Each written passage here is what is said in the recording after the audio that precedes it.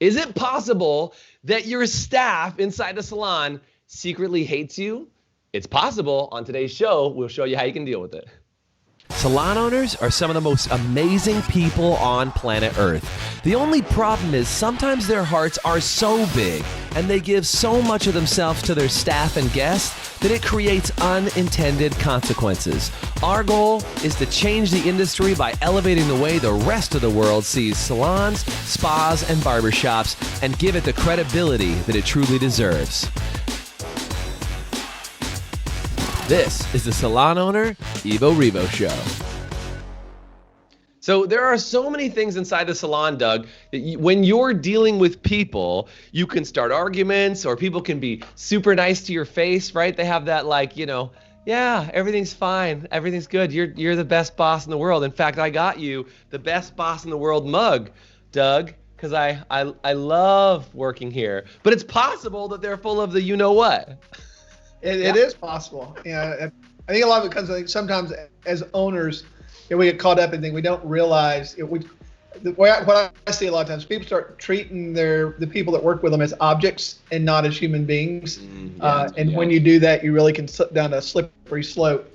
But a lot of people don't realize they're doing it. It's the whole thing. They have no idea. I don't understand why this is happening. It's like, well, so I think Winn's got some really good insight on that I think is going to be very good today. Yeah, so guest today, super big deal. I'm actually really excited to have him on. I actually met this gentleman. His name is Winn Claybaugh, by the way. We'll bring him on in just a second. Winn Claybaugh, who is the co-founder of the Paul Mitchell Schools. What's up, Winn? Glad to have you on, brother man.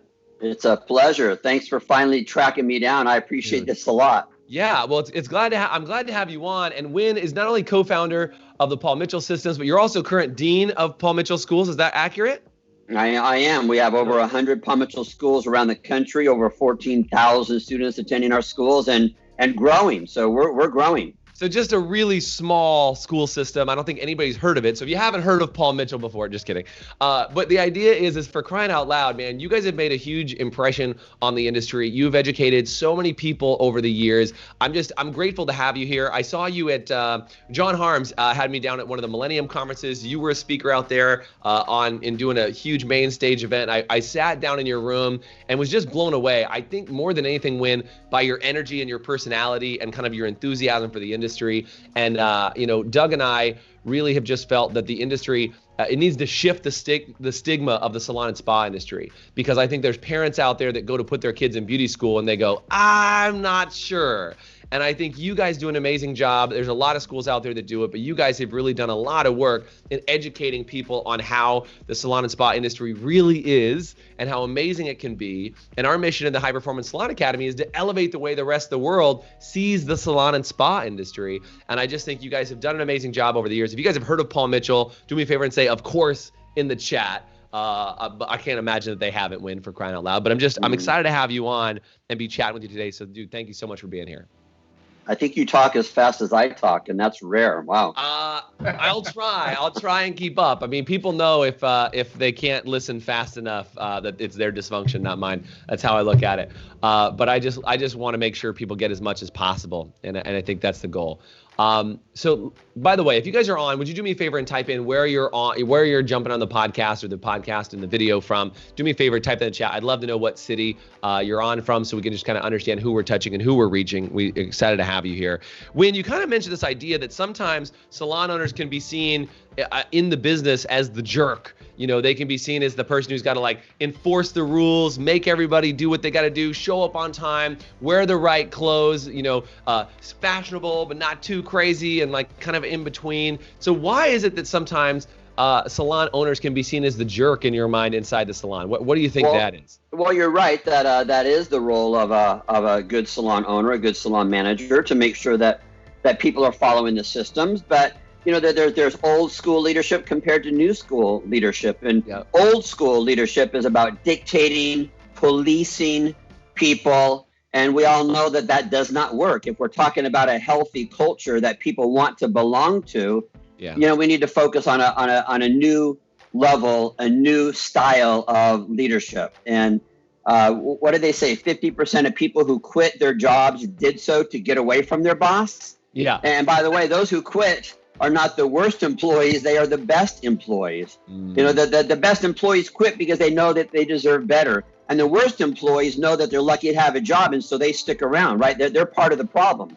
We call them spoons because they just stir things up. Solid. I love it, man. Yeah. And by the way, you know, as we go through this, if you've ever had somebody on your staff that you've had to stir the pot, would you do me a favor and say stir it in the chat? Because I see a lot of you guys are on from all over the place. Thanks so much for jumping in, by the way. You know, and commenting in that comment section. But I think to your point, Winn, there are a lot of people that stir the pot. They stay and they're like, oh God, I got nowhere else to go, so I might as well stay here. And I was just talking to Salon owner the other day. In fact, she was telling me she's had the same staff for almost 30 years. You know, most of her employees have been there for 10, 15, and 20 years. But, you know, she said, but none of us get along. And we're just all afraid that if they leave, that the culture, you know, if I change anything about the culture, I'm going to upset the apple cart, as it were, and I'm going to screw up everything, and it's not going to go well. And then come to find out she's overpaying everybody and dealing with all these. It's like there's so much chaos in her world, and she doesn't want to change anything because she's afraid if I change the culture, the whole thing's going to implode. And that's possible too, right? Of course that's possible. But you know what you just defined is the definition of insanity. Sure. You know, she wants a different result, but she's not willing to make any changes there. That's insanity. You've got to do things differently if you want that different result. And, you know, I've been there before. I've been there before where you feel like your staff has a gun to your head. You know, I'll do whatever I want here. You can't afford to lose me. That's a horrible feeling. That's a horrible way to run your business. Yeah, absolutely. So what are some of the things you can do to prevent yourself from being seen as a jerk in your mind, Winn? And Doug, feel free to throw some questions in here too. Well, first of all, just, you know, realize that people have a perception of you as the boss, and perception for them is reality. You know, sometimes people say, well, I really don't care what people think about me. And my response is, yes, you do. Yes, you do care what people think about you. We're in the relationship business. How you make money in this industry is not by sitting at home in your underwear as a telemarketer. You know, this is all about relationships with your guests, relationships with your team members, with your employees. And so, yes, relationships are important, and you do care about what people think about you. And so you could be the nicest person on the planet, but if your team members think that you're a jerk, then you need to own people's perception of you. And however much time we have today, I actually have 5 reasons why people might think that that you're a jerk, and why secretly your staff might hate you. Dude, let's do it. Let's jump into them. Let's get them done. That'd be awesome. Well, you know, there's that old belief system that if you want something done right, you have to do it yourself. Sure. And that's so old school, because collaboration is such a beautiful thing. Yeah. When you know how to bring out the best in your team members, that's when you're going to soar. Because if you are the smartest, most talented person working in your salon, I feel sorry for you. Because that means that you're forced to work 6 days a week, 12 hours a day. Yeah. See, a smart owner, a smart leader, and by the way, everybody's a leader, but a smart leader knows how to bring out the best in other people. It's not about how many points you can score. It's about how many points you can help that entire team score. So, and the first reason why people might secretly hate you is because you never have fun at work. So as the boss, you know, it's all about business. You never have fun at work. And I love the culture in my Paul Mitchell schools, because we find any excuse to throw a party. Yeah. And there's some businesses, even some salons, that if you're laughing or having fun at work, what does that mean? That you're not working. You know, back to work, no fun around here. And study after study proves that when a team of people are laughing and having fun with each other, creativity goes up, teamwork goes up, profitability goes up, and absenteeism diminishes. And so, again, you could be Mother Teresa, but if you're not having fun at work, then people think that you're a jerk. They might secretly hate you, and you need to own people's perception of you. Yeah. So by the way, if you're watching and you're thinking, okay, all I need to do is throw more parties, this is a good day, then that's good. Do me a favor and comment party, because I know, look, one of my favorite jobs I ever had, Winn, to exactly your point here, is we used to throw parties all the time. We had a party every week. You know, we had a party at work, and it was just one of those things that was really powerful as far as like creating that culture and creating that dynamic. Is it just made it so that it was fun, entertaining. We would do holiday parties, and it was like we would do silly things, but just that idea of like being able to celebrate and enjoy that time together and not just be in work mode all the time is such a critical factor. Yeah, Doug? Yeah. Yeah, I mean, I think that's having people enjoy it. I mean, sometimes you should be able to go in and make. I mean, I do it all the time. Make the joke about, hey, y'all stop having fun. We're not supposed to be having fun, because everybody's usually having fun. Right. They're usually having a blast. Totally. Right. So I mean, that's the thing, is creating that culture. So what's one of the first things that someone, if they're seeing themselves in this, what would be one of the first things that they can do to start to shift that perception? Well, first of all, having fun in the salon does not mean, oh, we'll have fun a week from Sunday at the salon picnic that we have planned. Right. You know, having fun is, it's part of your system. It's how you do business every single day, and it takes a lot of work. You know, like something as simple as the first thing that we do when we arrive to the building is crank that live fun party music. I mean, music has a huge, big impact on people, and so, you know, there's certain music that we can listen to that you better believe is going to change people's DNA. It's going to get them ready for the day. Simple theme days, like in our schools, what we call Dance Club Fridays. Nice. And I have guests who come to get their hair done at the school who specifically book their appointments on Fridays so that they can participate in Dance Club Fridays. And just simple things like that. But there's a system for it. You have a system for payroll. You have a system for how you keep the salon clean. Why don't you have a system for how you're all going to have fun every single day? Why isn't that at the top of the priority list? Yeah, completely. You know, I think one of the things, Winn, is that the owner may actually decide they start enjoying their work. What? Yeah, I know. What a concept. Just stop it. This is getting out of control. Winn, you've broken the machine, man. I don't know. By the way, if you're digging Winn's content, do me a favor and say digging it in the comment section. Winn also has a podcast you can go check out. It's called Masters Podcast Club. You can check it out on iTunes. You can check it out on Spotify, or you can just go to his website at winnclaybaugh.com. By the way, if crew can pop that in the comment section, that would be amazing, just so we can make sure people have access to that. Because Winn, you've got great information. Clearly, you're amazing at what you do, and I'm so glad you're here to share with us today some of these other tips. So what's another thing that people can do here to prevent being an actual jerk? So partying and making sure that that's a part of the culture, having fun, enjoying themselves. What are some other things here? Well, another reason why your staff might secretly hate you is because you're always tired. You're always tired, you know. Yeah. And I get it, running a salon and managing your family and your neighborhood and everything else that we're involved in, it's exhausting. And I think it's a bad habit that some people have, that when somebody asks them how they're doing, their standard response is always, I'm really tired. You know, I'm really tired. And it's a bad habit, because if that's how you always respond, how are you going to feel every single day? Really tired. Yeah, I think busy and tired is like like we've talked about this a lot. Is just saying how you doing? Oh, I'm really busy. Oh, I'm really tired. I'm worn out. I'm overworked. Like what? It's like that's the life you end up creating by saying it all the time. To your point, and I think that can be one of the biggest dangers. So yeah, to your point, if you're worn out and you say you're worn out, your staff's gonna be worn out just talking to you. I think one of the problems is you start to believe it yourself. And you start to believe you're overworked. You start believing that you're worked. So then you're convincing yourself. You're just creating more than your own problem. Yeah, we all talk to ourselves. And people who think that they don't talk to themselves, you ask them, how many of you talk to yourself? And it's like, no, I never talk to myself. we all talk to ourselves. Yeah. And what you say to yourself, you better believe that's how you're going to show up. And if what you're saying is I'm tired, that's exactly how you're going to come off.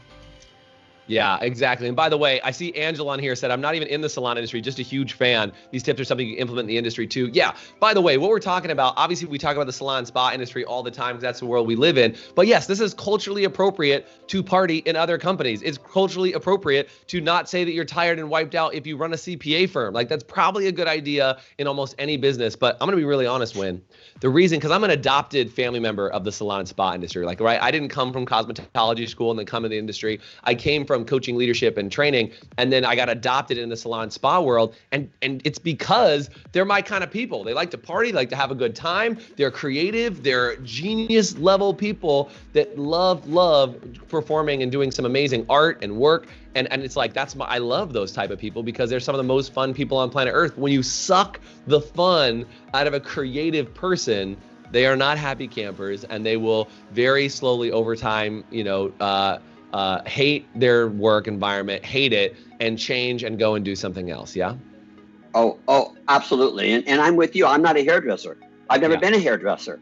but I've been in the industry now for 38 You do your years. own hair, though, correct? Just to clarify, you do take care of your own. I could do this haircut on you. I've mastered this. I appreciate it. I mean, look, if I was to do any haircut, that would be the only one I could pull off. So let's be super honest. That's about it. The rest of it we can get done. So that's awesome, man. Okay, other reasons why people might secretly think you're a jerk. Okay, this one is really important. Why your staff might secretly help you or hate you. Mm-hmm. You're on your phone all the time. Again, you could be the nicest person on the planet, but if you're on your phone all the time. Are you talking about staff, or are you talking about my spouse? Because I think my wife probably thinks the same thing, if I'm really honest. I'm talking about everybody. You know, we all need better boundaries when it comes to that cell phone, and I get it. You know, mine's sitting right here. I'm sure all of you have your cell phones within arm's reach of totally. Where you're sitting or standing right now. So it's. Oh, man down. Man down. I think what happened is that as we were hanging out with Winn, his phone rang and it cut in. That might have been how that happened in there. We'll see if we can get Winn back in just a second. We'll pull him back into this call in just a sec. But man, Doug, for crying out loud, is that not the truth when you're talking about phones? Like, I mean, I've seen that culturally play out very differently as you're working with people, right? Is that all of a sudden? I think you might be back. Winn, you there, brother? I'm here. Okay. Where'd you lose me? I think my or your cell phone rang and it took the squirrel that's connecting our internet out, and I think that's what happened today. I don't really know, but we're back, so that's the good news. Okay. I lost you guys, right, your cell phones. Right at cell phones and that they're within arm's reach. Yeah, you know, you go to a restaurant, there's 5 people at dinner and they're all on their phone. I was at dinner a while ago with this guy and he was on his phone the whole time. I'm like, what are you doing? He's like, well, I'm posting to let people know that I'm at dinner with you. So in other words, you're sharing this experience with all these virtual people, but you're not sharing this experience with me. Right. And I told him, by the way, I took a shower to have dinner with you tonight. You know, I drove 20 minutes. I left my family to have an experience with you, but you're not available to have that experience with me. So you guys, it's all about relationships. And I think that this is a destroyer. Cell phones have replaced your camera, your alarm clock, your calculator. Don't let these replace your relationships. Totally. Yeah. Well, good point, man. Okay, so we talked about no playtime in the salon. You don't have fun. We talked about you constantly saying that you're tired all the time or telling your staff that you're not in a good mood, those kind of things. And then also being distracted by the phone. What's another one? I think you said you got 5, right? I do. The fourth one is that you're so serious all the time. And by the way, this is one that I have to work at because I'm kind of naturally a very serious person. And I'm very influenced, and so I need a lot of little kids around me. I'm very energy sensitive, and so I need a lot of little kids because little kids teach me how to be more silly, more irresponsible, and that's what I need in my life. Yeah, and you have an 8-year-old, yeah? I do. She's in 3rd grade. She's unbelievable, and so when it comes to like things like the cell phone, you better believe.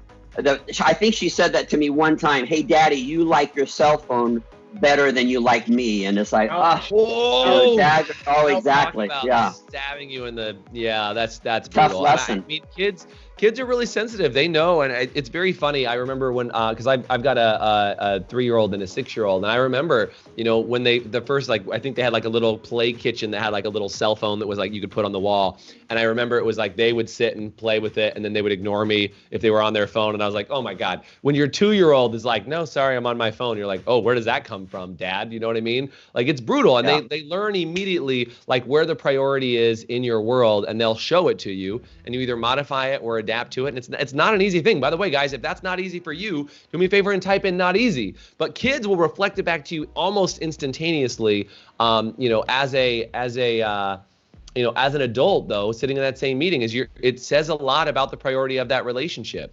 I mean, it's so much so we had a discussion here in our office about this, is that we have a rule about being present, because a lot of times we're in this multitasking mode where, like, you know, I could be on with you, but I'm doing something over here, and I'm on a Zoom call, but I'm taking care of this email and things like that. Yeah. we have a word. It's called, we say pineapple in our office, because we wanted it to be a nice thing. We didn't want it to be like, hey, jerk, pay attention to me because I'm important right now. So we said pineapple. We're like, pineapple. If somebody says pineapple, that means everybody gets full attention, and we're just calling it out that somebody on the team is distracted and multitasking. Because we live in a society that thinks multitasking is the way that we get more done. You know what? You're sending out a great message right now, because you guys do your research on this. Truly, multitasking is not real.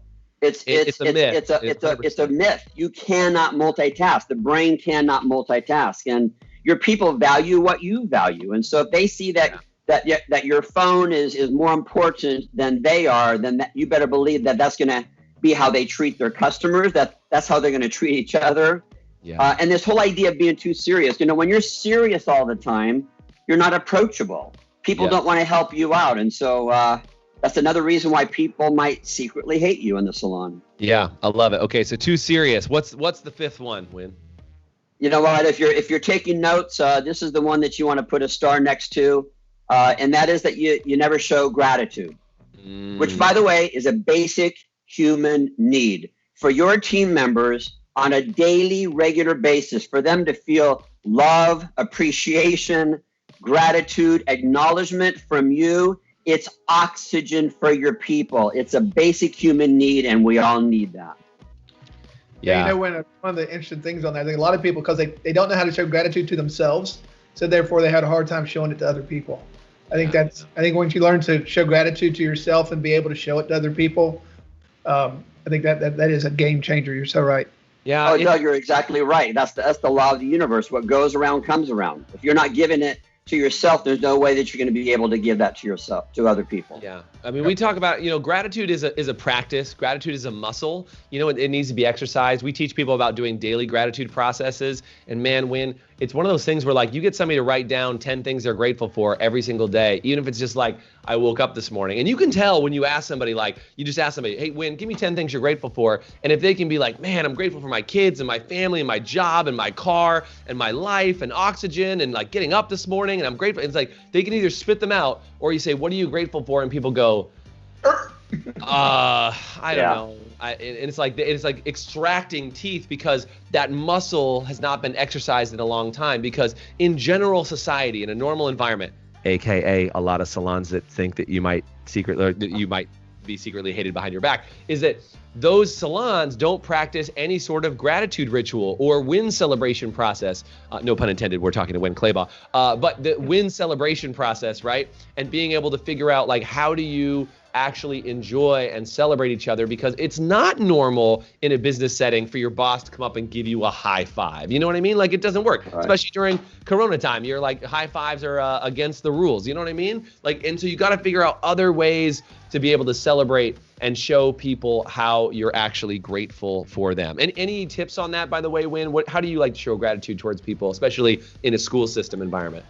Well, in my locations, again, we have over 100 locations. In every single location, I guarantee you that team has a staff meeting every single day. They have a team gathering every single day. Okay. And how they start off that meeting is to share victories. What do we have to be thankful for today? What do we have to celebrate today? It's part of the ritual. It's part of the system. It's who we are. It's how we do things around here. It's not just if somebody happens to remember something nice to say or something proud to say that gets interjected. No, it's who we are. And so people are forced, if you want to use that word, they're forced to come up with things. And you can pay someone to clean your salon.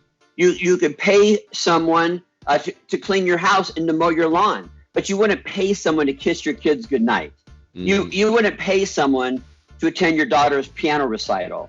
And yet people in the salon think, well, gratitude has to come from somebody else. When I'm not really good at showing my appreciation to my team members. Yeah, and my response to that is, well, build a bridge and get over it. If you want to be a success in your business, you need to be really, really good at showing appreciation and gratitude to your people. I tell you, Winn, one of the things, just coming from the side that I'm on, I'm talking with a lot of salon owners. When I talk about getting your students from Paul Mitchell schools, the number one thing that they say, that those are the most confident students that they get from anywhere. And I think what you're talking about right now is the reason why. But that's been the outstanding thing, is not that there are not other great aspects to it, but they leave with a high level of confidence and a high level of being able to get right into a team. So congrats. Obviously, that's the reason why. Yeah. Thanks for that. Look, You wouldn't have as many locations as you did just off opening doors. You got to have the results, and I think what you guys have done over at the Paul Mitchell School Systems is just tremendous. I love what you guys are about, and again, we are non-school / brand denominational brand ourselves. We support everybody because we really do want to make sure that the entire industry gets raised, and I think that's one of the most important things. So anybody who puts out great students, they can go to any salon and make an impression and be a supporter of the industry, growing what it does and making the impression is tremendous. Winn, this has been an experience for me in such a good way. I love your pieces here because I think it not only shows salon owners what they can do, or really any business owner, how they can be more loved and appreciated by giving more love and appreciation to their team. But it also just kind of catches you in that mode of like, you might just feel extra busy and overwhelmed and tired. And if you don't take a time to just, hang out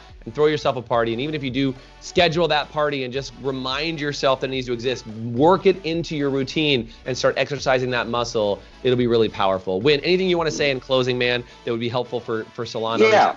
To piggyback on what you were just saying is, there's two powers that motivate you. It's joy or it's pain. And for those salon owners, it was joy that brought you to the industry. It was joy that got you to sign on that lease, to sign that loan with the bank. And a lot of salon owners have lost that joy, and for them, it's painful every single day. And, get back to the original joy, your original why of entering the industry, of wanting to become a salon owner.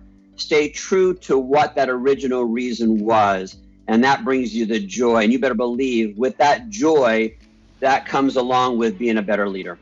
Absolutely. Super good. Again, one more time, you can go to winnclaybaugh.com. We'll post the link in there. You can also find his podcast over on any of the channels at Masters Podcast Club. Also, Winn's got a really incredible book if you want to take a look at it. It's called Be Nice or Else. I'm going to assume, Winn, we can get that not only on your website, but anywhere else that books are sold. You can go track down Winn's book. So, Winn, thank you so much for being on with us today. Hopefully, I'll bring you on another show. Maybe we'll have you out and do some other things with us. But it was a pleasure to hang out with you and spend some time with you today. Thank you so much for being here, my man.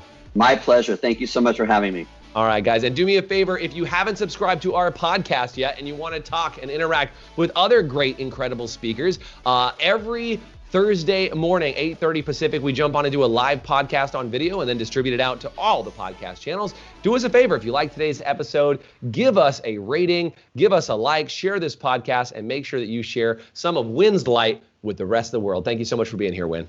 Thanks, Winn. Appreciate it. My pleasure.